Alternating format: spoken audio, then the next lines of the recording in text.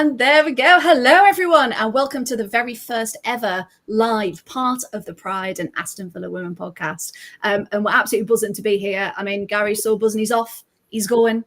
Let's see your shoulder. No, Gary's here. We've got a Gary. We're good. We're good. We're good. So, yeah, guys, we're live. Are we all excited? Mm-hmm. Yeah, and a little nervous. Yeah. Excited and nervous. That's the way we like it. Hey, Chloe's already joined us. Good evening, Chloe. Thank you very much. Thank you for taking part. And hopefully, as the weeks go on, we're going to have a lovely community that we're going to build. And we can't wait, to be honest. So this week, luckily, we've had 2 matches that we're going to go through. And it's been a bit of a roller coaster, hasn't it? Starting with Spurs, we'll talk about the dramatic draw we didn't really want.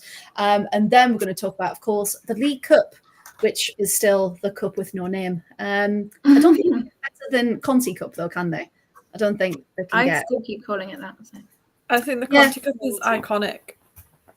I think they've missed a trick not keeping it called that, because now we're just giving, like, whatever it was, Continental Tires free. I know, because it's still going to be Conti Cup, isn't it? Forever and always. R.I.P. Conti Cup. How long has it been the Conti Cup for? Probably showing my ignorance here. Like, what was it before it was the Conti Cup? 84 years. I don't know, in all honesty. Emma, if you're on your phone, Emma can do a quick Google. That's okay. She could be our stat finder for this evening. Now, we do have some news before we go. It was announced today that our away match in November to Manchester United has been moved, so make note in your diaries. From midday, which would have been a perfect kickoff, it's been moved to 6:45 on a Sunday evening. So yeah, I mean, I don't know why they hate us, but I feel like I'm the only person excited that it's been moved to 6:45 because I might actually be able to make that. Like, I know, I was thinking that as soon as I said it, I was like, oh, actually, I'm in Comic-Con that weekend. Maybe I can just pop over after that one. I'd like to be able to make the game as well, but it's more it's affecting the families and everything else that want to come to games. And that's the thing. That's the core bit when it comes to the women. Yeah, because I suppose if you're coming by yourself, like me and Sophie have just done, like, I can maybe pop over now. Maybe I could finish a bit and do that. But when you've got a whole family to try and coordinate, it's going to be. I might try to bring some of my football team. Be like, hey gang, how many can fit in my car? Like, yeah, like, road trip. Yeah, absolutely. There's at least one of the girls on my football team is a Villa women's fan, so I think she'd absolutely be down for that. Like. Yeah, and I think it'd be a good game regardless of who you support, really, wants it for that one. Yeah, absolutely. And I think like half the team are Man United supporters, so. Oh, why? I didn't bring that one up. I'm kidding. Why would they do that? You leave them at home. Yeah. They can go in a separate car and then it doesn't matter what happens. Like. Exactly. Now, thank you to people popping up in the chat. Good evening to Simon. Hello, and good evening to Graham as well. Lovely to see you, Graham. Wants to give us more support on the first live. Thank you very much. We really, really appreciate it. And of course, Chloe has put iconic memories of Katie McCabe drinking from the trophy. Absolutely. I think she does that with every trophy she can get, can't she, really, with that one? It was 2011. Bit of an Irish thing. 2011. Oh, hang on. What? That was an Irish thing. Did you say since 2011 it's been called the Conti Yeah, Cup? 2011. 2011. Oh, wow. So that really is the end of an era, that one then. That's impressive. Yeah. I just realised as well that Rangers Celtic in the Scottish Women's League is on Sky Sports right now. And I was going to put it on, and then I've forgotten. So it must be nearly finished. It kicked off at 6, so it must be pretty much done and dusted by now. I mean, it keeps updated if you like. That's fine. We can do that because also they're winning. Oh, good. Rangers was winning, I think. Oh, they were winning. Okay. Well, it's like Schrodinger's football match. They were. We don't know now. We don't know. Bonus points if you understood that. Now, there are 2 more games of the Women's League Cup going on this evening. Sunderland are currently at 1-0 against Sheffield United. and apparently it went down as an own goal, but hey, we'll take it. 0-0 between Southampton and London City. Oh, can confirm Rangers 2, Celtic 1. There you go. So 78 minutes played. Thank you. There you go. Hey, did you see that Olivia got a Player of the Season for Rangers as well? Oh, nice. Oh, is she? Yeah, it's been a good move for her. I miss her. I wish I let her go, but it's nice to see her do well. Yeah, that she's actually part of that team that can give her those winning moments. Yeah, absolutely. I started following, I think it's the Celtic goalkeeper on TikTok, and the chaos. It's amazing. I love it.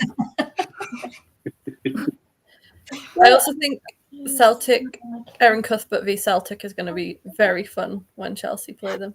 Oh, it's going to be all of the Scottish chaos. That's going to be phenomenal. That's going to be great. I'm actually gutted I can't get up to Glasgow to watch it. It'd be great. Get a quick flight up. I think Celtic Park was my first ever football game I went to as the men's. Yeah. Out of all of them, very good. Yeah, you'll have to make it up. Make it up there at some point just to feel that atmosphere. She can guarantee it's incredible. Now, shall we talk a bit of Villa? Shall we go back to last weekend where we faced Spurs for our first game at Villa Park since it's been announced it's our new home. Now, within about 6 minutes, Rachel Daly almost had her first goal, didn't she? And of course, it had to be offside because typical Villa had to be offside. But a beautiful finish. Emma, I'm going to come to you first. What was that feeling like, regardless of it being offside? Did it kind of give everyone a boost in the stadium? Yeah, because it was like, as you said, 6 minutes in, so we were like, we can see where this game's going. Yeah. But then it kind of dropped off. It was a bit of a weird one, really, because we were like really positive. We were like, oh yeah, this is where the game's going to go. It's going to be, and then they dropped off a bit and sort of played off from the back. Okay. And it was like, oh, I thought we'd left this behind, right? Okay. Yeah. But because we've said for Rachel, haven't we? Like, this is like her confidence. We know she's got it, but it's just that goal, isn't it? And getting back started and getting that in. So you could tell through the match as well when it just wasn't coming off again and again. And then ultimately she did, didn't she? She got that goal. Now, Emily, you were there as well. There was some lovely link-up play going on between Thomas, Hansen and Daly. What do you think about the fact that we're not seeing as much of Maz anymore? I know we saw her during last night's game. But do you prefer Thomas being that starter? Is she doing a good job? At the moment, it would be hard to drop Thomas because she's been playing so well. I think that the attacking threat that she's, like you said, the link up play down the wing. I think I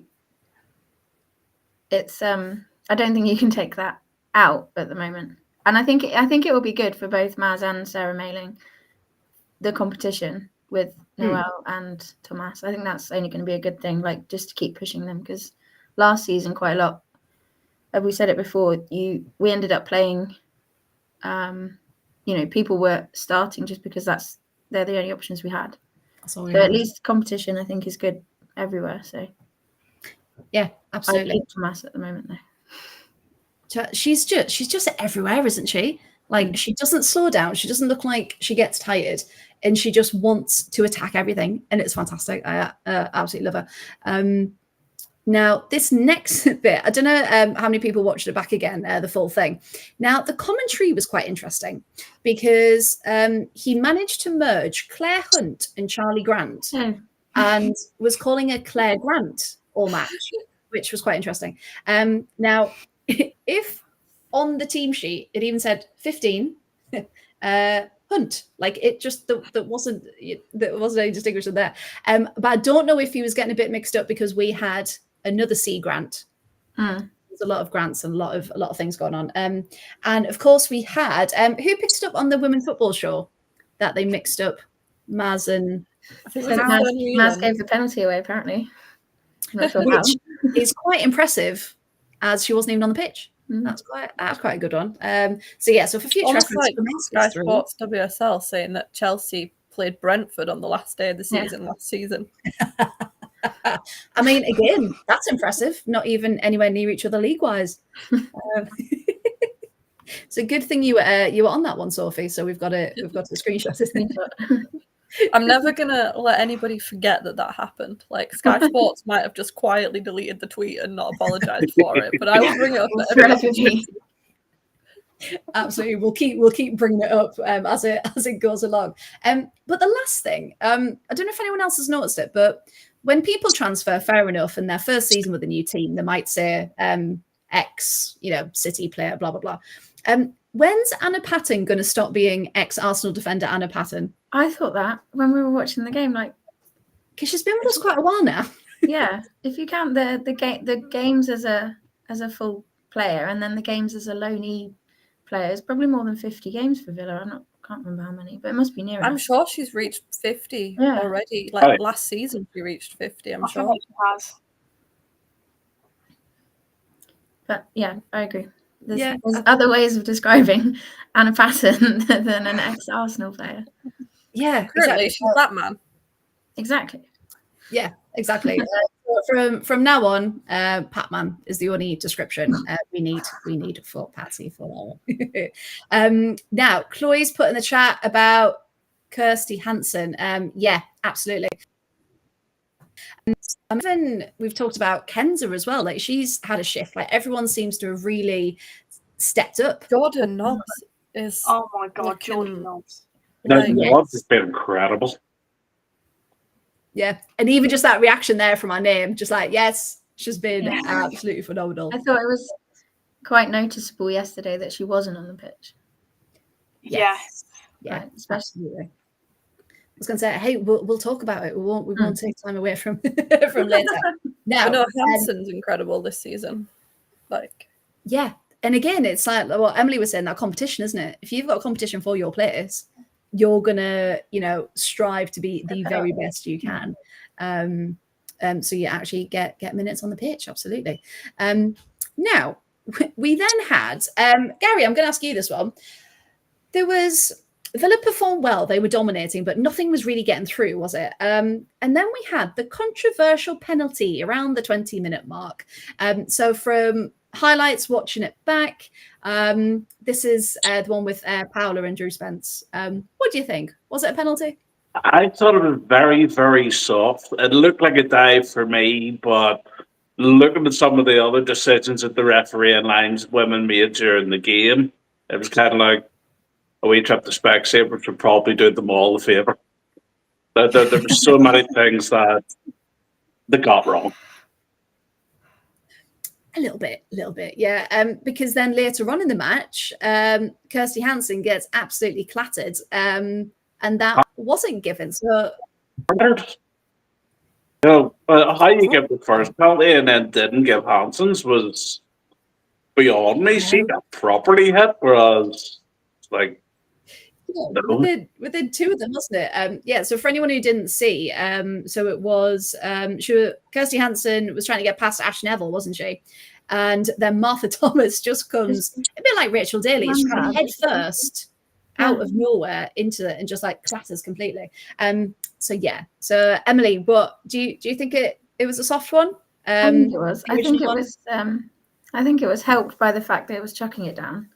So whether and the trouble is we've only got that one rubbish angle from the TV cameras. So whether there actually was any contact or not, we're never going to know. And if there was, I think the fall was probably aided by the fact that the grass was sort of just sliding and slipping everywhere because it was chucking it down. Oh, what happened, Sophie? Celtic just equalised. I'm sorry. No. We saw the reaction. We were like, sorry. Got very excited. No, we love it. We absolutely love it. Keep us updated, Sophie. Chelsea's manager, not Chelsea, Celtic's manager. Sorry, words are getting mixed up. She's so young. She's 30. I'm pleased that you think that's okay. And she's having a great time on the sidelines. If you thought Jonas Eideval was animated, Hurrah. Oh, I love that. That's brilliant. But see, now I've no idea. So penalty. So that one was soft again, dodgy camera angles. Who knows? But yeah, throughout it wasn't great, was it? Now It's like, sorry, Daly's offside wasn't even, you couldn't even, there was no she wasn't angle even in to see whether frame. it was offside or not. Yeah. Like, she Yeah, was out of the frame when it got blue. And I was like, was she offside? I don't know. You couldn't see. You It's just saw her running up with the defenders. Like, it's just because if that game had been on Sky or BBC, whether rightly or wrongly, any little decision like that will get replayed, and the commentators will give their analysis of it, and they'll go around in circles until they kick off again. And you just like you miss all of that, and I think it's really unfair across the disparity between the games. that was arguably, I know we're all biased here, one of the most exciting games that happened this weekend. Like, yeah, it was proper. It was end to end, wasn't it? Because as we've said before, mentioning no names, there was quite a lot of boring football this weekend as well. But we had the exciting one, which was great. But yeah, there was because I saw some people talking before about having the commentators off site is maybe cheaper. However, if you don't have that person in the stadium, if the camera angles are a bit crap, then how can he commentate on that decision when you can't even see Rachel Daly in the stream that you're watching? Yeah, exactly. Do you remember the ones at Bescott before when he used to pan round to the right and it would just be like out of a drain pipe? So you couldn't actually see the person taking the throw in or the corner. And you could just see the ball emerge as if it's like from a pinball machine. I said to there you go, Sophie. I always liked when someone would come on and they'd be like, I'm just going to have to wait for confirmation to work out who's come on here, because you couldn't actually see who was coming on from the angle on the camera. I was going to say, I think at one point in the commentary they were saying about talking about Missy Kearns and Katie Robinson and wanting to put good performances in for England and potentially being picked again. And I thought any minute now he's going to say about the fact that Serena Wiegman was there. Any minute. No, he just never mentioned it. Never mentioned it. Oh no, it didn't, did it? Yeah, because that was one of the big things with that one, which was a bit of a shame, really, because I think Kearns had a better game at Chelsea than she did against Spurs. I know, yeah, but hopefully Serena had her spies out. Yeah. She was ready and watching for that. But yeah, I mean, Missy Bolt it's been a good move for her, hasn't it, to get that time and straight into the start 11 for that one. Absolutely. Sophie, what was I going to ask you? Yes, that was it. So after the penalty happened, do you think? Because Villa, again, looking at the stats, watching it, they didn't deserve, if football was fair, to be down 1-0 at half time. So do you think that penalty frustrated them enough for that second half when they came out fighting, or were they already hungry for those goals anyway? I mean, I think they came out the blocks like firing. Like they've been incredibly attacking the past 2 games. Like, but yeah, I definitely think they don't. Like, nobody feels like. It's always a rough one with penalties, isn't it? Because it was very against the run of play. Like, Villa had all of the attacking, and like they got the goal just because of a little bit of box dramatics, perhaps. Like, dramatics, very nice. Yeah. But yeah, like, I think Robert DePauw mentioned it in his like post-match presser that the only goal they scored from open play was the second equaliser. Like, that was the only goal the only shot they had on target, rather, in open play was that goal. I mean, talk about making it count. Like, yeah, it was like against Arsenal last season, wasn't it? We had one shot, one on target, and it was the goal. That was quite nice. And now we are Arsenal with 19 shots on target and like 19 shots and 6 on target and 10 corners. And you taking my stats from there. But no, you're absolutely right. Like, so I was gonna talk about that, being like, we've got so it's 19 shots. Was it 6 on target? Yeah. It was something like that, wasn't it? Yeah. 19 shots with 6 on target, and last night was 20 shots with 10 on target. We're getting closer. But we're making chances. We're just not finishing them. Yeah. And it's like, we've got all these, we've had Sean Goulter come in. We've had all of these new professionals come in. And you just hope that soon, again, it's early days, we can't criticize too much, that hopefully that will come, because we're getting the opportunities, we're getting the chances, but we just can't seem to shoot for whatever reason. Score, sorry. Just feels like there's a force field around, and especially in last night's game, which again we're going to come to. It just felt like we were never going to score. Like, it was awful. It's corners as well. We need to be doing better with set pieces. Yeah. Last night there was 12 corners, and we pretty much wasted 12 corners. And set pieces is a great opportunity for a lot of our players to score. When you look at the ones coming up from the back and all as well, but the likes of Patton, who does chip in with their goals, and it's just we're just not. No. And it's frustrating, because the amount of players we've got that love a good header, they're just missing that opportunity. And the link up play down the wings is so good. Like it kind of all begins with Jordan at just in front of the back line, and then whichever side they're going, like we said earlier, Hansen and Tomas, and then in the Spurs game, I think it was Chastity Grant and Kenza had so much play down that right hand side. Like even within the first 10 minutes, I think we'd had 3 chances. Yeah, but it's all very well it kind of ending up in a corner, but then we've actually got to do something with that. Mary got all the build-up play, and absolutely. Mary got so unlucky with her first, on the second minute. I watched it back twice, so she just ran up, stole the ball, and just went all the way, and it was about this wide of the target. Yeah, absolutely. Again, we'll come to it, but I wish everyone had a bit more of Mary's grit and a bit more of her physicality when it comes to it, because she's there was no taking any prisoners, was she? Should straight through. Crystal Palace weren't taking any prisoners either. That was a feisty game. We'll talk about it. Sorry, Spurs first. We'll finish first. We're nearly done. It's okay. Right, we'll come back to it. Right, Sophie, I'll give you something to talk about. Now, there were a couple of changes with the lineup that we probably predicted and probably expected. Still for Spurs, still talking about Spurs. Now, do we think that we had a couple of tiers of substitutions, didn't we? So we had Lucy Stan, Kate Robinson, and Dree coming on for Kirsty Kenza and Missy Ball in the 67th minute. Then Ebony came on for Chastity in the 80th minute, and then Miri on for Rachel Daly in the last couple of minutes of stoppage time. So do we think he's got in his head who is starting, who are super subs, or do we think he's literally, or is he taking it game by game before? What do you think? I think he's taking it game by game, but I do think he likes having the speed at the end of the game, like with bringing on. I know in the first game he brought on, I think, Kirsty Hansen and Leon late on. Last night, yeah. And he seems to like to make the wings, if I can speak properly.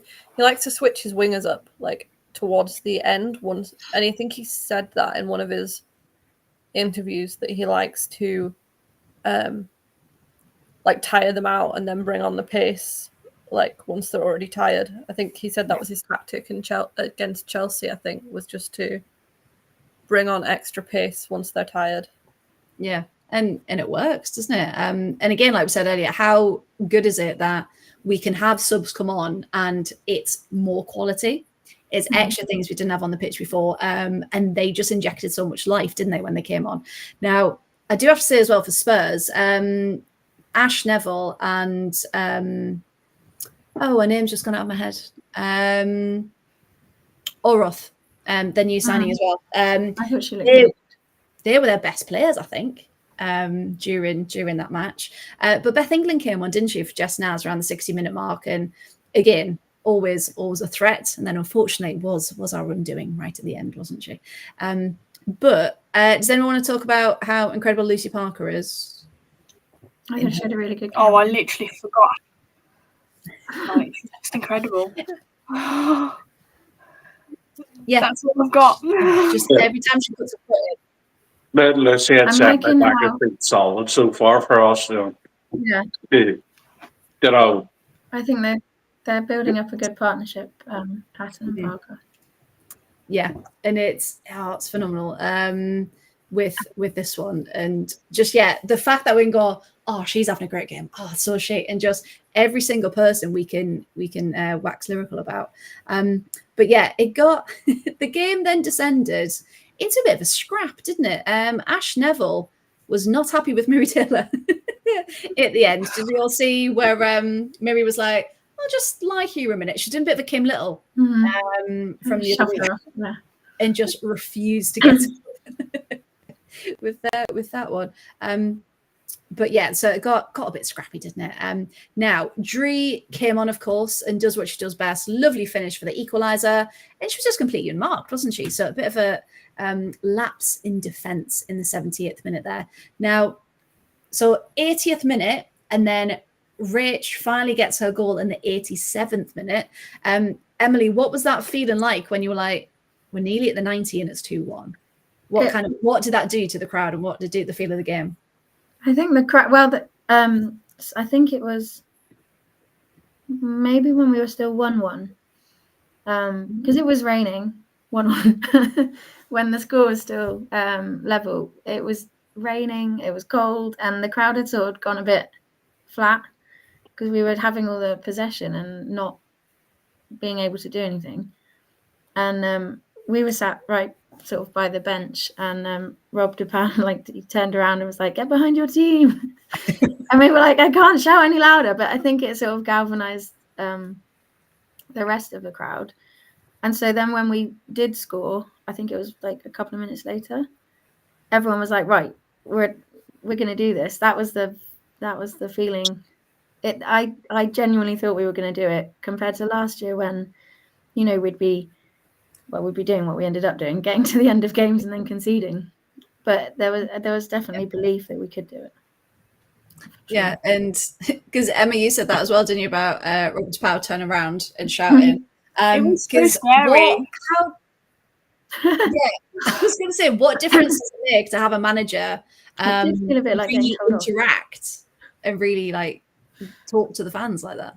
I mean, it's great, but I felt like a naughty schoolchild that needed to be walked to the head teacher's office. It was so out of the blue.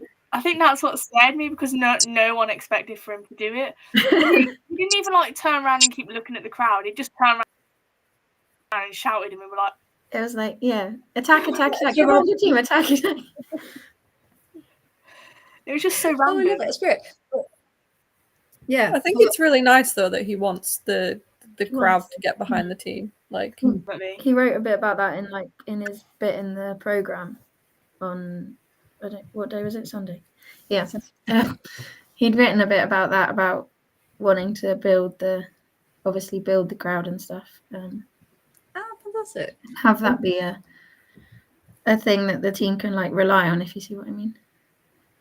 Yeah, absolutely. And I think, we know we've got the support there, and we'll try and travel near and far. Just had it confirmed, I can come to Brighton at the weekend, by the way. So I can come. You figured out the ticket situation. Figured out the logistics. Yeah. Shout out to Emily Peacock, by the way, who managed to sort that out, and she put the tickets back online, so I could buy one, because they were off sale. So I can come. So good. I'm supposed to be helping with our Beaver group on Saturday. Get my days of the week right. I'm gonna be I'm gonna have to leave at 12:15. It's supposed to finish at 12:30, but I'm gonna have to leave early because I have to get home. I'm gonna do an important business meeting. Yep. Yes. Yeah, it's an important course I must attend. Due to start at 12:30. I love that you say Beaver group. By the way, it's because it's just the most random thing if you don't know what it. Yeah, Beaver Scouts. Beaver Scouts. It's me and the Beavers. We're just at the dam. We're gonna go out. Now, unfortunately, because there'd been a lot of time wasting and a lot of the commentator again. Oh, there's been some goals, so there'll be some time. What? I was like, there's been 3, but that's fine. Now, he announced there's going to be 9 minutes of extra time, and I genuinely felt like I was back at the World Cup, because 9 minutes. Did anyone else see where those 9 came from? There'd been a few stoppages. But I don't know, like literally just before so obviously we went into extra time being 2-1 up, and I was like, 5 minutes tops, nothing more. 4 minutes, that'll do. And then obviously once Spurs had equalised in extra time, I was like, give me all the minutes, all the 9, the full 9, I'll take them. I think most of it probably came to the keeper being down so much. No, the way she got, she had better bits of treatment. I think that's probably the time that it happened so much. It was a definite tactic, I think, by Robert Villaham. Like after we made that triple substitution, immediately the keeper goes down so they can have a tactical recap. And then immediately after that, the tactics were obviously time waste as much as you can because they were 1-0 up. So it was just every little thing, and the ref just fell for it. Every little thing that any sort of 50-50, the ref would blow and give them a free kick. Yeah, and the ref as well. Like it took again on the replay, watching Rachel Daly have to shout for him to be like, she's time wasting. Can you do like? Oh, when he finally gave a yellow card, I think for finally the restart on a. I think that was like the 92nd minute or something, wasn't it? Yeah, it was like, it was. He'd lost them. That's why he'd lost them on the motorway. Someone delivered them. Yeah, he finally got some replacements for the last couple of minutes. I had a referee a few weeks ago who genuinely did not have his cards on him during the game, and I was like, "Have you got your cards?" And he was like, "Oh no, they're in my bag." Like, aren't you supposed to have them on the pitch with you? He had faith that you were going to just play a really clean game, and it was play really politely. I'm surprised it wasn't like the team talk at the beginning, like, right guys, we just need a fair game because I haven't got my cards, so you just need to just play by the rule book, please, and thank you for that one. That's mad. He shouldn't have been able to start the game without his cards, unless he like scribbled them down, just like a Y for yellow and just like an R for red. Oh no, he did not give anything. I think someone nearly got punched in that game. Like it was that kind of scrappy, like. And that's why we love grassroots and we need more of it. One of our players came off and was like, "Do not put me back on, or otherwise I'm going to smack one of these children." They were like 17. Like. And just putting a note out there, we do not condone smacking children. It was an exaggeration. Yes. Chloe just said the yellow was live now, Sophie. We're live. I'm sorry. We can't let that bit out. Can't edit that bit out. See, Chloe's fact checking us. 75th minute. They're already time wasting. I thought that was right near the end. Thank you. I thought it was later than that. Yeah. I mean, hey, it just shows they were on it for trying to keep that 1-0 lead as much as possible. However, it got to the 96th minute, didn't it? And against the run of play, catching everyone off guard, there was a dramatic equaliser to make it 2-2 because the ball had gone out, hadn't it? It had been cleared. And then Neilden finds, annoyingly, a lovely cross back into the box. And then Beth England does what she does best and nods it home. And just that moment just kind of went, no. How? There was 2 and a bit minutes left to go. Like, what? How? What? But could it have been? I mean, it could have been prevented, but I don't know, because it had been cleared. Everyone had started to go back. Did anyone think there was any chance that something could have been done there? What, for us to get a winner, you mean? To not concede that. Oh. Yeah, I think that was just a bit of Bethany England being Bethany England. Yeah, I do think. I think it was a mistake taking Rach Daly off. To be honest. I was going to say, because even when she went off, she was like, keep your heads in it, guys. Yeah, I'm not saying they didn't, but I think having someone who's always so laser focused, we know what she's like, tracking back, getting involved in everything. Yeah. I just think losing that sort of mentality and leadership I can see why he did it, because you want to have faith in the players that you've got that they can keep a goal out, but I think in hindsight it was the wrong decision. Yeah, and you think, just for a couple of minutes, because it was, I think, 90 plus 2 she came on, what difference could it make? But actually, even just having, like you said, that shift in mentality for 5-6 minutes when you're tired, when you're right at the end, it could have made all the difference. However, if we look at the positives, we've got a point. Got a point on the board. We'll take that rather than 0. But yeah, it feels like, and I think Matt Beard said it about Liverpool as well. It feels like 2 points dropped rather than a point. Yes. A point at the end. Do you think that's probably fair? Kind of just how much possession we had, how much, if everything, kind of more of a 2 points dropped situation. It's weird because we came away from the Chelsea game, even though we'd lost, feeling like we almost could have had a point. Yeah. And that we were playing, we were sort of high after that game. And then came away from this one, even though we hadn't been leading for a lot of it, feeling like it was one that we should have. Even though we got a point from that game, it feels worse than the Chelsea game. If you see what I mean? Yeah. It did for me anyway. Because I think, because we all said against Spurs, we were like, we know we've got a chance. Like, we know it's a team we can compete with. We know we've got a chance to win and take the lead. And then I think just those darn last couple of minutes, just worthy undoing. But yeah, it felt. But if we flip it, it's a good thing that we're disappointed with the draw, because then that shows, again, I mean, like you said, we've got that confidence that they can do it and that they should be then doing it. So yeah, we can take that, can't we? However, as we have just mentioned, we go away to face Brighton on Saturday.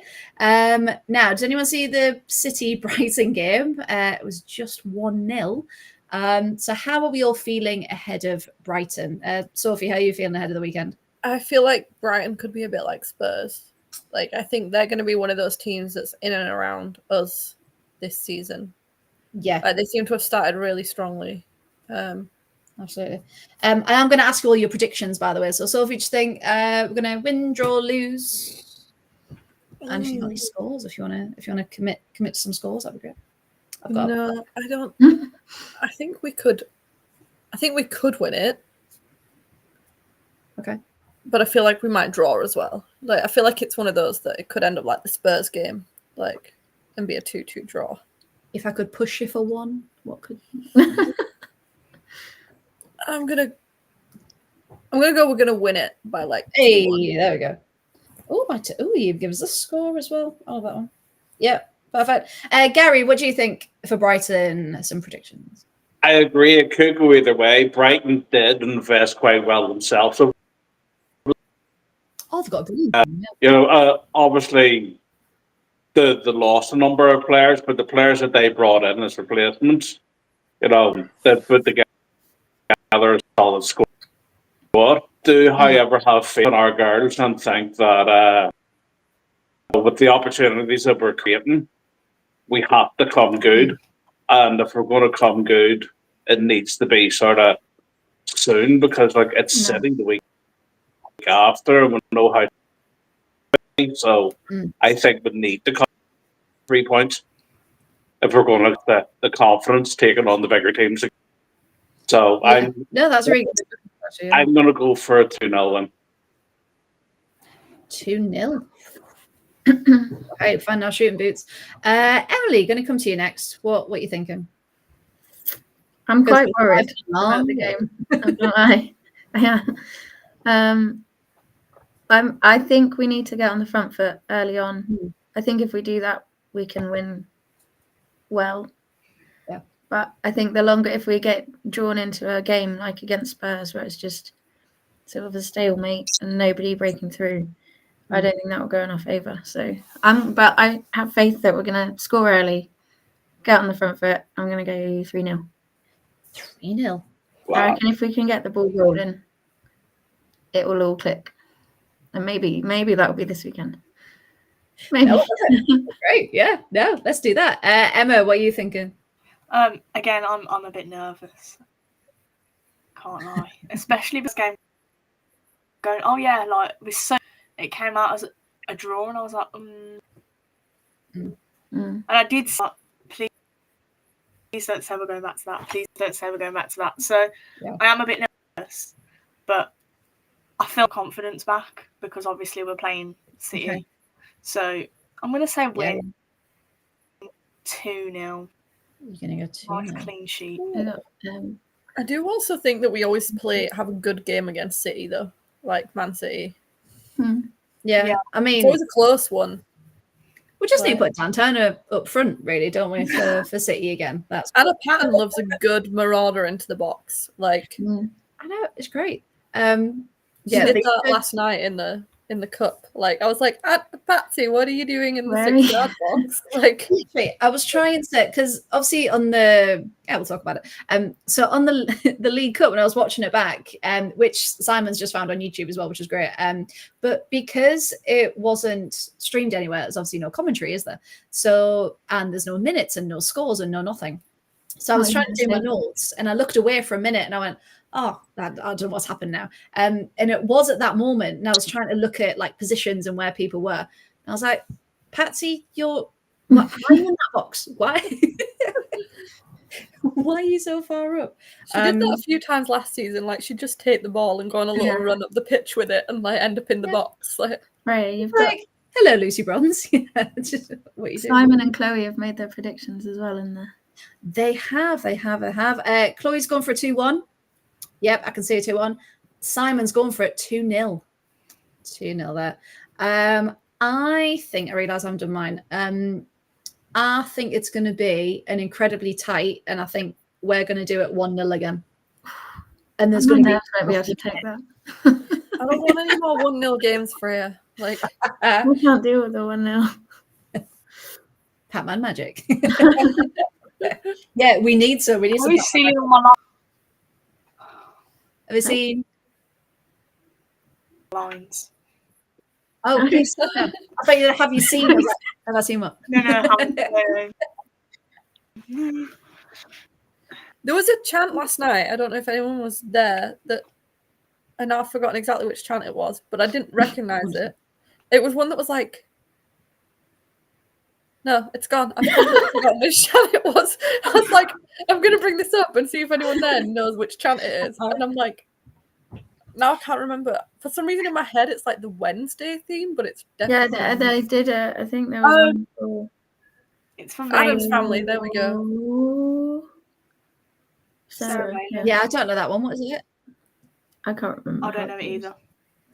I think, I thought you both clicked it. I don't know it. I'm not going to sing. I'm not going to do I it. think it was on that PDF that Josh. Oh, it's on that one. Yeah. So there's the ones that we kind of all sing, and then there's that big chant book, isn't there, full of them. So yeah, we'll have to have a look and see what. It was a good one. I enjoyed it. I feel like we should bring it out. Right, I made one up on the coach down to Chelsea the other week, and I think we need to start singing it. Are you going to sing for us? Always, yes.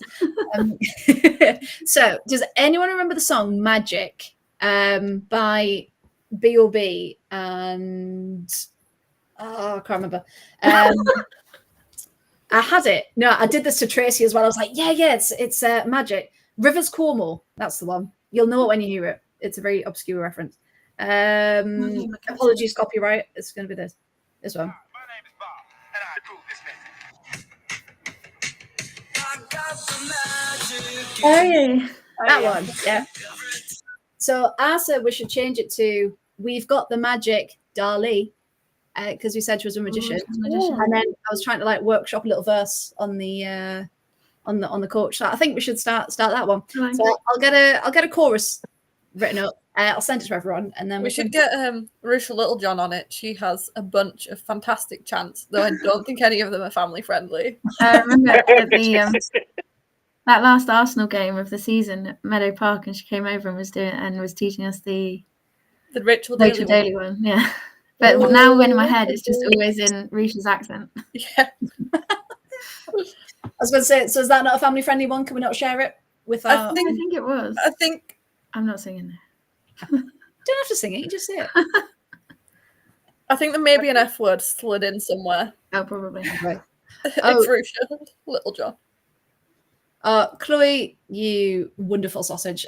So for Sarah Malin, she tackles and she passes, she wrestles and harasses. Harasses, that's an interesting verb to put in there. She puts in perfect crosses. She's better than McCabe. Sarah Malin. I mean, it's not the best worded one. We can play with that, right? Because that doesn't rhyme. We had a hot to go D'Angelo one. Oh, I love that one. I mean, I've just seen It's Chastity so Grant's Tragedy funny. by Steps. Yes. Anytime I'm down for Steps in a dance routine, yeah, I'm there. We can we totally were do that. talking about this at the Chelsea with the Chelsea pre-match music. I feel like Steps was mentioned. It wasn't Steps. It was DJ Otzi, Hey Baby, to do that one. And everyone showed their age because all of us of the same age went, yeah, we know this one. I started dancing by myself. And then Ellie was like, what is this? What is this? So yeah, just repping for the 30-odd-year-olds here. That's what it was. Nearly there, Freya. Oh, thanks. Anytime. But yeah, their pre-match playlist was brilliant. We're having a great time. We were dancing more than the Chelsea fans, and they were having a raffle to win a signed Lucy Bronze football, and they had to dance to get it. And we were like, can we not get it? Because we're dancing better than that. No, okay. But we didn't. Right up there. A Lucy Bronze football, Hannah, be straight up there. I know. I'm surprised she didn't seal it, to be honest, with that one. In proper like northern fashion, after one of the games, one of the teams that we'd played against was doing a meat raffle. And I was like, that is pure northern. If you've got the crowd, get your raffle out. Yeah, absolutely. A meat raffle. Good meat raffle. But yeah, I feel like that'd be more your region, Freya. I feel like the northeast there was a lot of like meat raffles in mining. You know what? I don't think like we always talked about like the butchers and the like. I think it used to be a thing. Because I know my mum doesn't just talk about meat raffles, by the way. She does talk about other things. I can imagine like my mum and dad talking about a meat raffle, if that makes sense. But yeah, I think that is a northern thing. I don't think that's a southern thing. I don't think, no. Although my wife's mum regularly wins the meat raffle at their local pub. I think she's the only one that enters it. Who wins it quite regularly. But it's great. Their freezer's just full of like all this meat in it. Can I take this very off topic for it? What, back to football? No, even more off topic than Wonderful. Go for it. Yeah. I have a question on the north-south divide. Is what do you call the place where you take your rubbish when it doesn't fit in the bin? The tip. Like the place that the council has. The skip. The tip. Not skip. Like the council. Tip. What did Emily say? Tip or the dump? No. I think you guys would definitely class me as being down south. So. Well, you are very push, you know. I was listening to another podcast and they were all talking about the dump, and I was like, "What is this?" Like, that's American, though, isn't it? The dump. Yeah. I don't know. I think it's technically called the tidy tip, but I would say, like, I'm just taking the stuff. There was a book I read as a kid though called. Yeah, closest tip.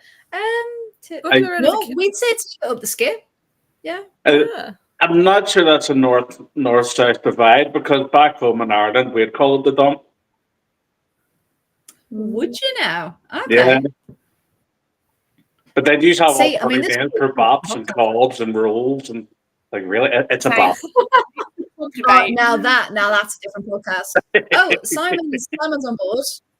Simon says dump. Interesting. Okay.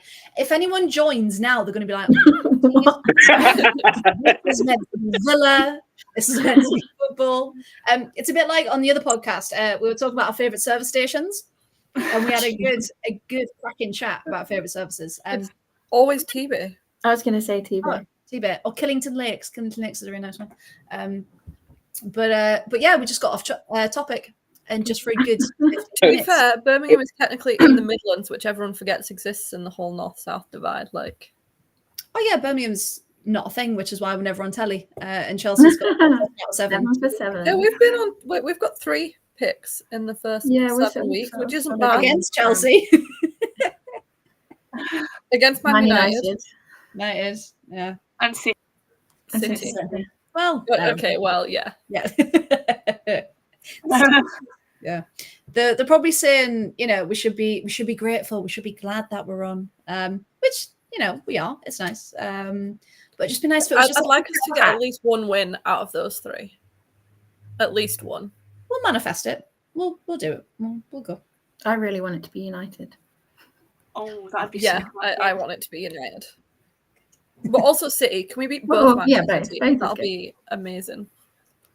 Just all wins. No more losses. We'll just I'd like us to beat win. Arsenal again as well this season. Ooh, at the Emirates, can you imagine? Yeah, that'd be good. Oh, that'd be cool. Yeah, we'll manifest that. We'll make it happen. Yeah, you can tell Graham was listening. Football services have ended. Yes, they have. And they're here to stay, Graham. They are here to stay. Now, since we've pretty much already talked about the cup, should we talk about the cup? So, last night then, it was the first match in the Women's League Cup. As we said, previously known as the Conti Cup, will forever be known as the Conti Cup, no matter if they get a new sponsor or not. Now, against Crystal Palace, who, bearing in mind, were the same Palace that lost 7-0 to Chelsea. Now, no assumptions about how they were going to perform, but still, just in general, a team that's just come up, we know they're pretty good, but not taking anything for granted with that one.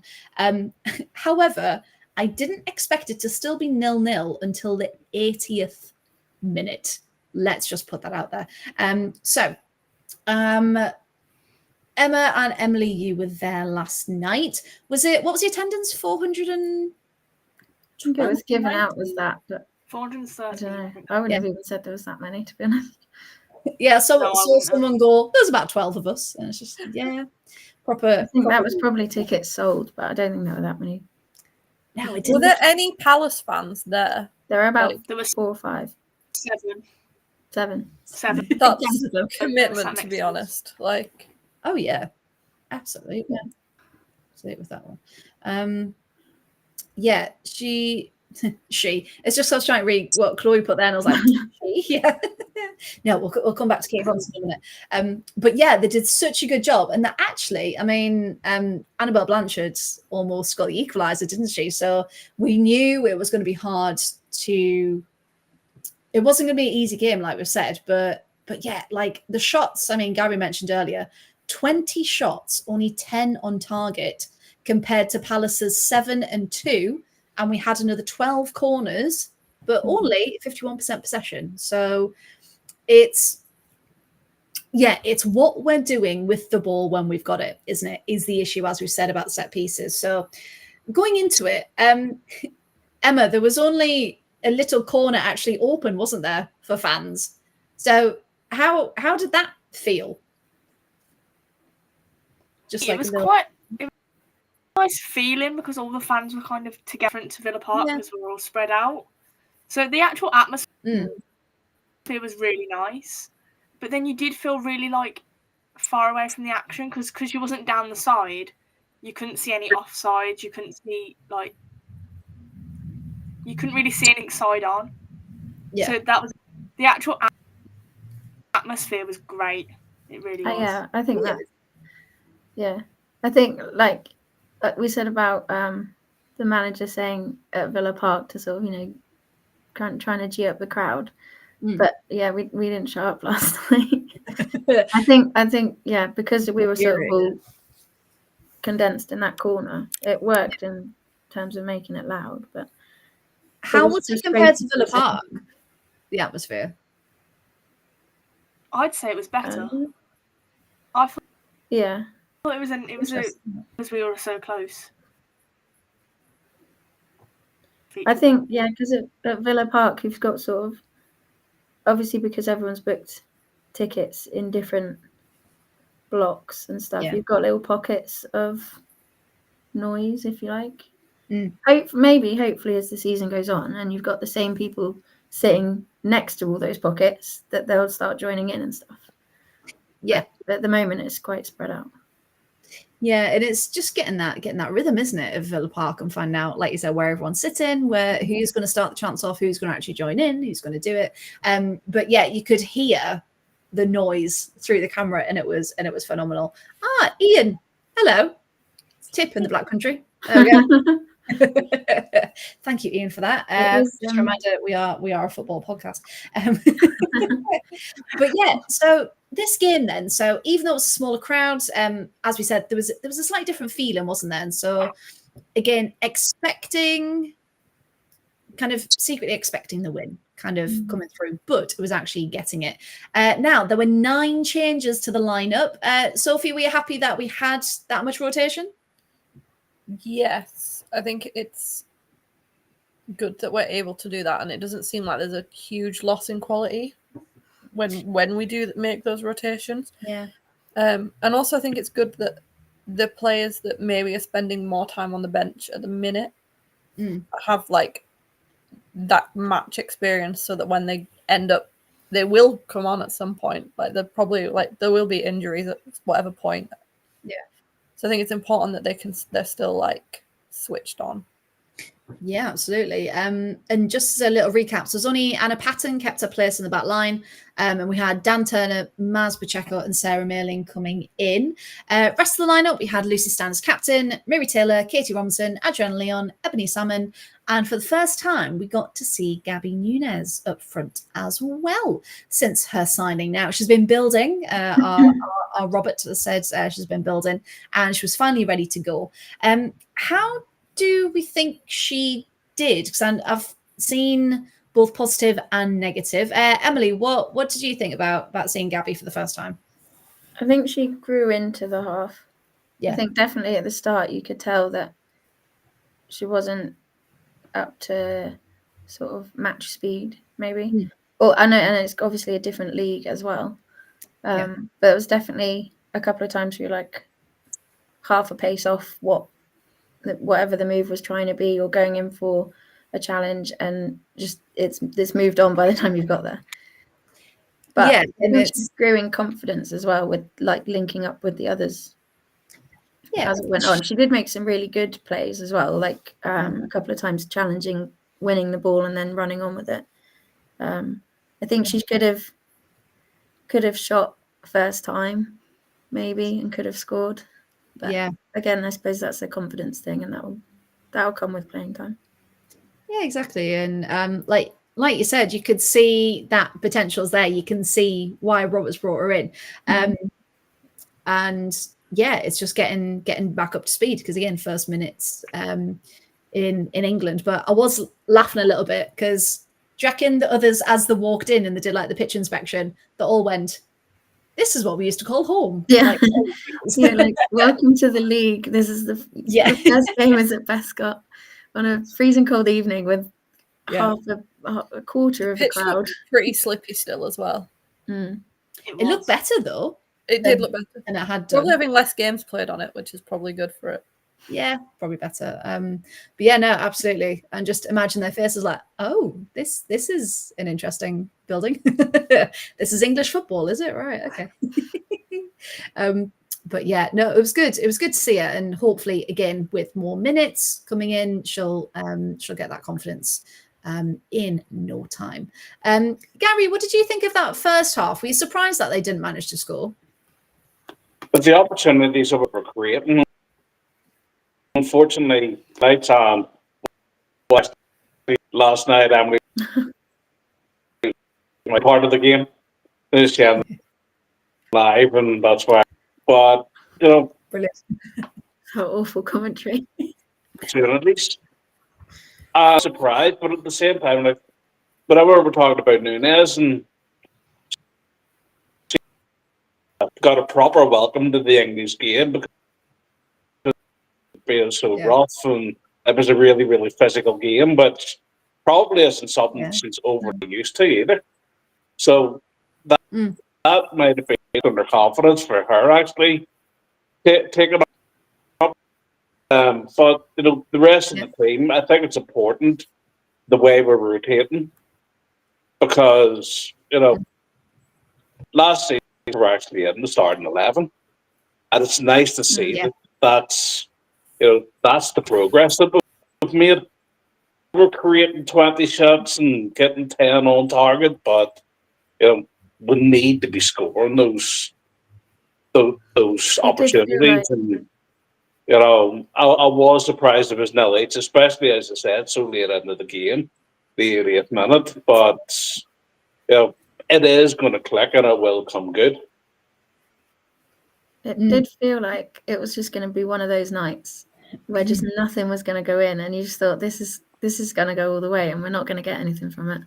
There were so many good shots though that were like just like millimeters wide, or Yeah, just hit the We hit the crossbar. post twice, didn't we? I think Right. Katie Robinson and Ebony Salmon both hit the post. Dree managed to sky one. I really thought she was going to score on her birthday. I think second half, Rachel, after she'd come on, missed one that like put one wide. We thought any other day she scores that. Yeah, and was that the one where she was laughing after it, just like, Yeah, probably. why is it not happening?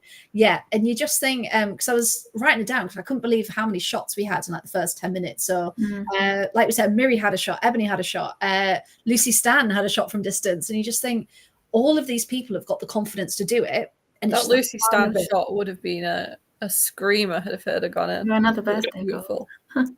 yeah, there should have been 2 birthday goals there, shouldn't there, for that one?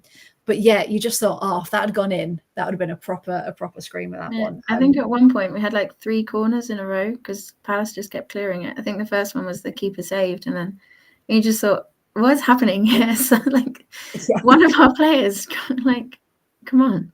Yeah, like, is there a magic spell on this ball that just goes? That's what it felt like. Yeah.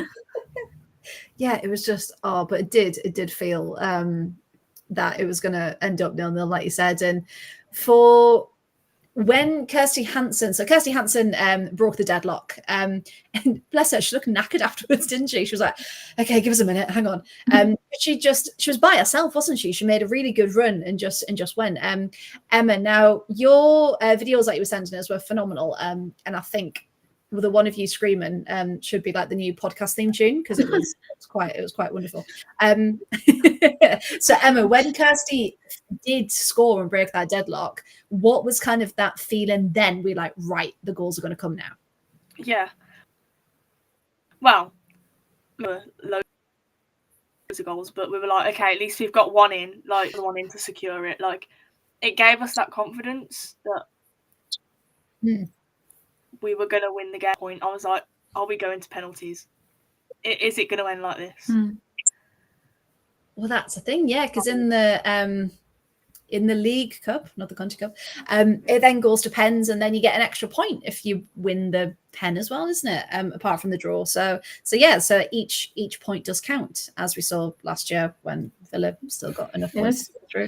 It was such a shame that there was, obviously, because it was second half, it was down the other end where both goals were scored, and it was just like they were down the other end celebrating, and you're like, it was just frustrating. Yay. I asked the stewards at half time, like, how about if we all migrate down there? Yeah. But he said they were short staffed, I think, at the Bescott last night, so they couldn't. And I guess if someone's bought a seat one end, there'll always be one person that says, well, I've bought this seat, and then they'd have to open the whole stadium. That'd be so annoying, wouldn't it? But like, how incredible, especially if there was a smaller crowd, if everyone went, okay, let's go. It moved to ends like that would have been phenomenal, because people used to do that, didn't they? Before just each half moved. I remember it happening at the Sheffield United Cup game. Yes, season. Yeah, I remember that one. Yeah, absolutely. And just like that freedom to do that. Absolutely. I suppose it did mean such a cute ground. It did mean that Sabs had the whole crowd behind her for the second half, though. So that's true. Yeah, that's true. And especially when it turned into a very chaotic game of pinball, that anything could have happened in that second half. Need the people behind her, because, and again, Chloe put it in the chat earlier about the screen wasn't working. So Sabs had to actually, Emily, tell us what Sabs had to do to check. She was asking how much time was left, and like we were all asking. I think I was asking you at one point, Gary, on the stream. I was saying, like, I don't know how much time we've played. Just no idea. Just in this mythical, magical bubble of football, just like, I don't know, we just keep playing until the first half went really fast. I think probably because we had all those chances, and you just like, stressing you out because none of them are going in and the time's ticking on. Yeah. But, yeah, I get that it's not our stadium and we're only using it for cup games or whatever, but I mean, come on. Let's have Just a bit give of us a screen. professionalism about it. Yeah. Yeah, give us something, or at least someone with a stopwatch on the side that can like shout to people. Because the players need to know how much time's left. I mean, that's a that's a basic thing. But yeah, speaking of, let's have a look. So keeping on Sabs then. That save from Blanchard's shot, it was probably Palace's best of the night, and just collected it so calmly and so confidently. Sophie, what do you think? Are you still incredibly confident as Sabs as our number one? Yeah, definitely. And I think we've got. I think Annalite's still injured. I think she may have been put in goal for the cup games. She Again. was there. Well, that's what I was going to ask. Yeah, If she was fit. But like, I'm happy with either of them in goal. Like, I'm comfortable with both of them. yeah, because we were thinking, like we just said, Annalite might have started, but if she's maybe still carrying a knock or maybe still coming back slowly, then because she wasn't on the bench either, and I don't. Yeah, I think Sophia Paws still. I know she made had a really good couple of games for us, but she's still so young. I think she's just 18. Like, yeah. it's gone. Yeah, and again, so much potential, but you wouldn't want to maybe throw her in too soon, too early. They were. I think the whole squad was there last night because Annalite was there and Jill Byings and Jordan was, even though she wasn't on the bench. Oh, amazing! Incredible. So they were all there, like at the end when they when they go around at the end. Yeah. The whole crew was there, which I think is good because it's our first win. So I think it's good as well that the players that aren't playing are still there, like to support the team. Even Ruby Tucker, who's obviously got that injury at the moment, but she was there as well. Oh, fantastic! And is Georgia Mullet still carrying an injury? She was there. Yeah, they were all just in like the tracksuit rather than obviously any sort of kit. Yeah, because again, it just really reinforces that kind of one club, everyone together, everyone plays their part. Yeah, absolutely. I did say when she came over at the end, she said she was like the win, but also the clean sheet. I think she was mega pleased that she got the clean sheet. Yeah, and so she should be, because she made some cracking saves during that match, and it gives us our first 3 points of the cup. Now, we've all kind of said we really want to see them go on a good cup run, and I think we can do it. Are we still all quite confident we can have a good stab at a cup run? Definitely, I think we can. So. I mean, we had a really good run. Not last season, the season before, and then we got knocked out by Chelsea, which was pretty rough. But and it was so close as well. Yeah, I think it was Was gutting. It 1-0? I think it was a 1-0. Yeah. Because I was listening to it on the radio in the car because they actually had it on BBC 5 Live or whatever it was. And as soon as that went in, I was like, no, it's going to be one. It's going to be one goal for that one. Oh, Tracy's there. Hello, Tracy. Hello, everyone. Last night was epic. We brought the noise.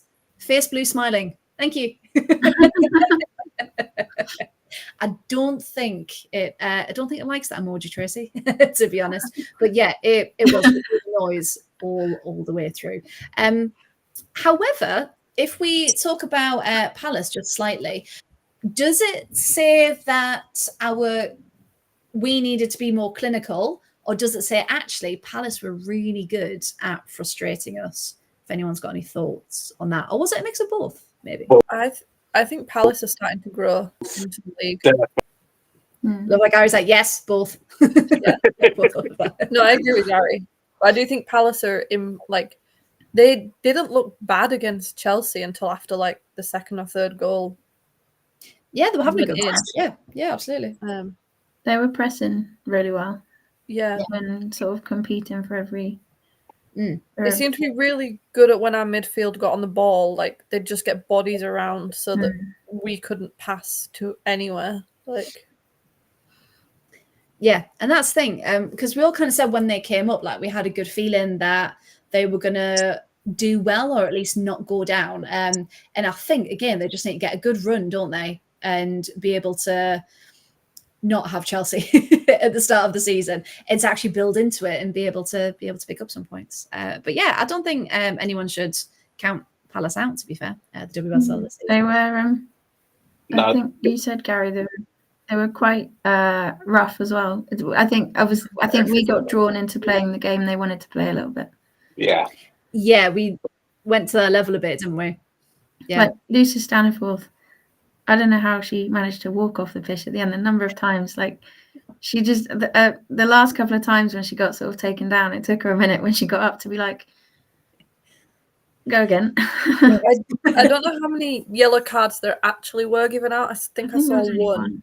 Yeah. But there definitely should have been far more than one. I There think was there a lot was of like throwing people to the deck. Say again?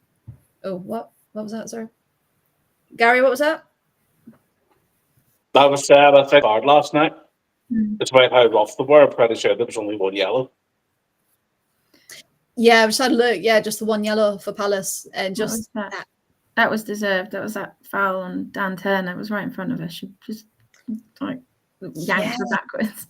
Yeah, but it's just Tracy. Yeah, you just think. And Tracy there. We're getting silverware this season for sure. Yeah, I hope so. I hope so indeed. For a minute there, I was like, Tracy, different accounts, different personalities. Is it our Tracy? But there we go. All Tracys are welcome on the podcast chat. There we go for that one. But yeah, I think we can definitely have a good cup run for this one.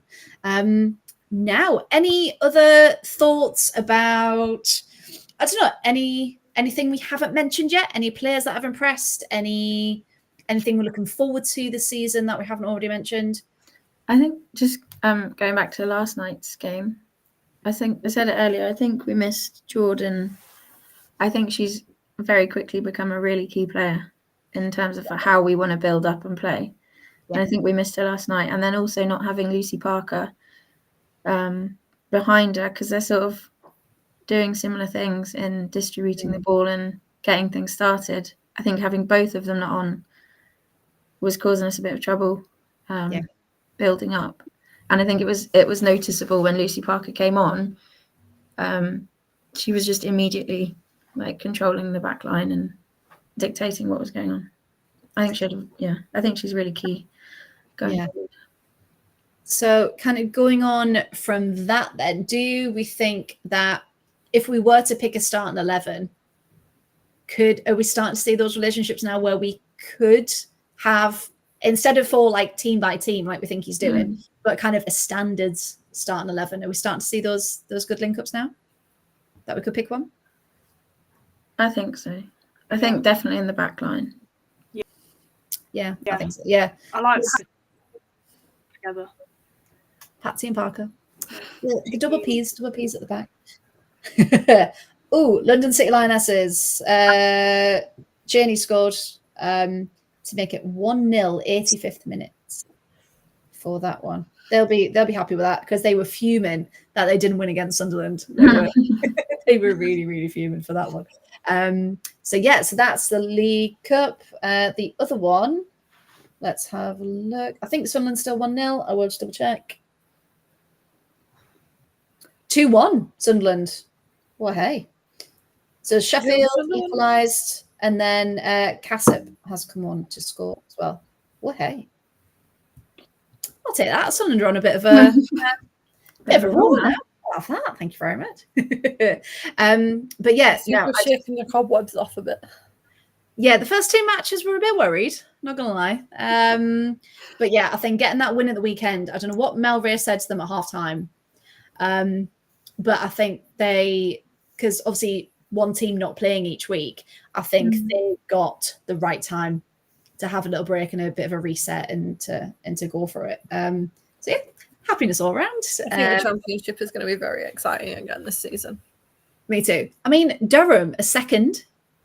Who saw that coming? They were fighting relegation last season. That was honestly Durham are dark horses for this season, the championship. I think Durham as well because of their like they're not tied.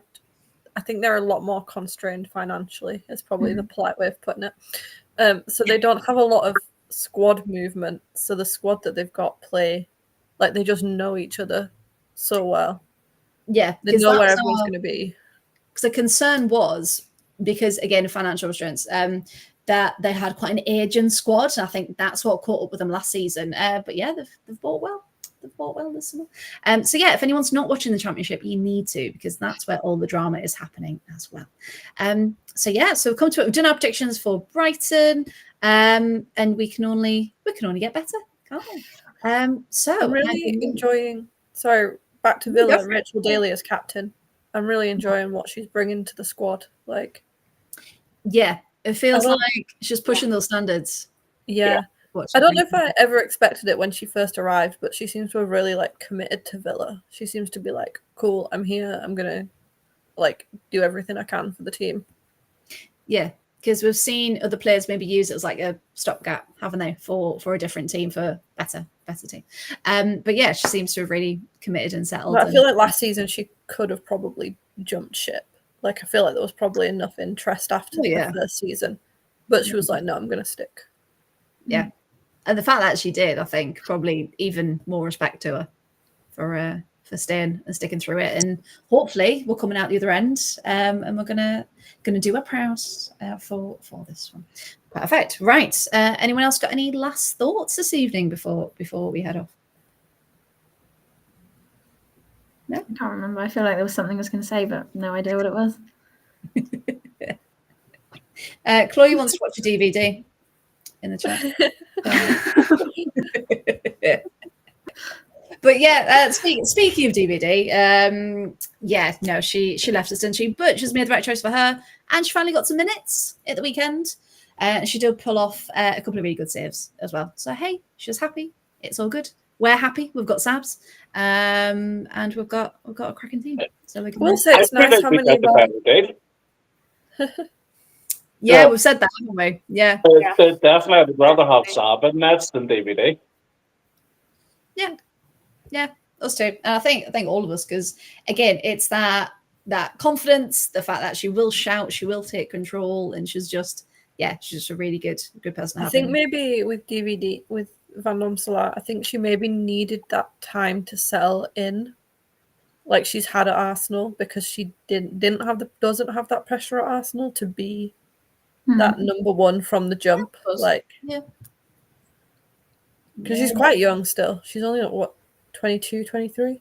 20, ish. Like still really young.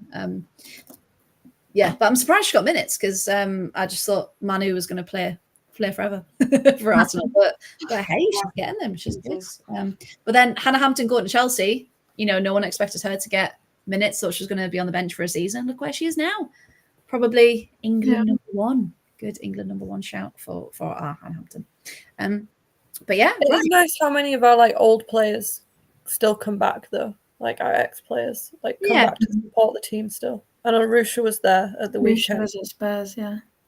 Oh, and Shani was long as well. So yeah, it's good. Do you reckon Alicia will come back at any point? Pop over from you? I actually think she might. Actually, I think she would. She might go to a London City game. Yeah, so. But she's still really. I think she's still like. I think she had a really good friendship group in the squad, and I think that's something about our squad. Like that's true. They do seem to be really, really, really close together. Yeah, we've got a good one, haven't we? We've got a good team. We've got a good squad to follow. But yeah, we'll leave. We've got to say happy birthday to Dre and Stan. Yes, of course. That's right. So if we sing on the count of three and all, yes, it was double birthday. Yeah. Excuses. Double birthday for Dre and Lucy Stan as well. And we won't say how old they are now. Not a day over 23. That's they don't play like it. That's for certain. As in, like they play like they're still like 20, 25, 26. Yeah, well, we'll keep it there. Yeah, so happy 25th birthday to the pair of you. We'll keep that one there. But yeah, but thank you for the 4 of you for joining me. Thank you very much. Thank you to everyone watching and listening on watching on catch up as well. So this show is going to go out weekly every Thursday night at 7:30. So please do come back and join us. We are on Twitter and YouTube and Instagram as well. We are now. The annoying thing, I couldn't get the same username, so there will be a graphic that I put up at the end. Now on Twitter, if you don't follow us already, we are Part Pride Pod. Okay, it wouldn't let me do of the Pride, so we're just Part Pride Pod. And on Instagram, if you don't follow us, you need to. And we are, I think it is, Part of the Pride Pod. So we're the full thing on Instagram and just Part Pride Pod on Twitter as well. But you can also find us as part of the fan club. We've got match day vlogs coming up, and we're just everywhere, really. So come and join us every Wednesday. We love having everyone in the chat, and we'll look forward again. What did I say? Wednesday. Did I say Wednesday? We're in the wrong mode, Freya. Yeah. But Freya's busy too. We're doing too many podcasts. I've got so many podcasts. Okay, this one is a Thursday. This one is a Thursday, right? I'll talk about everything on a Wednesday. I'll talk about Villa on a Thursday. There we go. I feel like there's been a lot of other club chat tonight, though.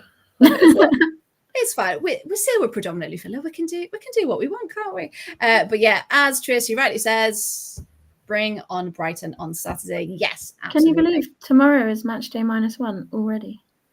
Like, It's a No. pretty sharp I'm turnaround. exhausted. I don't know how the players do it. No, I don't. And hence player welfare needing to change a few matches. But yeah, I think that's probably the other reason we had a lot of rotation as well. Yeah, absolutely. Need to be fresh for Brighton, get those points, and hopefully we will. Jordan And Dobbs hopefully... loves Brighton, so hopefully she's back. Very true. I hope so, indeed. And I'll just apologise to Simon for confusing him. I'm sorry. Thursday, we are here on Thursdays. That's it. Okay. I'll get it tattooed somewhere, so I remember that we're Thursdays, always Thursdays. But yeah, we'll be back next week, Thursday at 7:30. Come and join us. Spread the word. Like, follow, subscribe, share, love, do whatever you need to. Get your notifications.